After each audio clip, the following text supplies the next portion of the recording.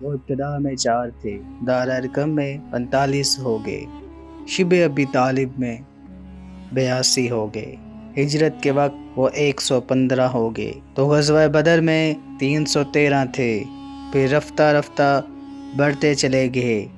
صلح حدیبیہ میں تعداد 1400 ہوئی، تو فتح مکہ پر 10,000 تھے، پھر غزوہ حنین میں 12,000 ہو گئے، غزوہ تبوک میں 40,000 تھے، خطبہ حجۃ الوداع میں ان کی تعداد 70,000 سے زیادہ تھی۔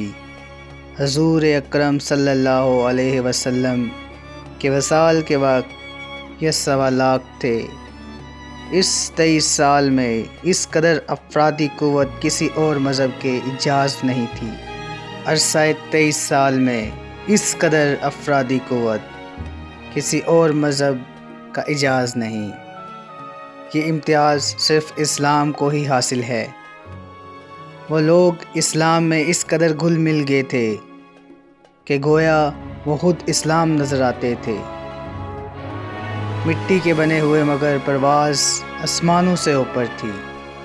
وہ موت سے نہیں ڈرتے تھے بلکہ موت ان سے ڈرتی تھی۔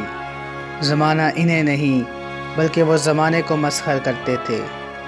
صحابہ وہ جن کا رب اللہ، صحابہ وہ جن کا مدرسہ بیت اللہ، جن کے استاد رسول صلی اللہ علیہ وسلم، جن کا امتحان لینے والا خود اللہ، اور صحابہ خود قرب اللہ۔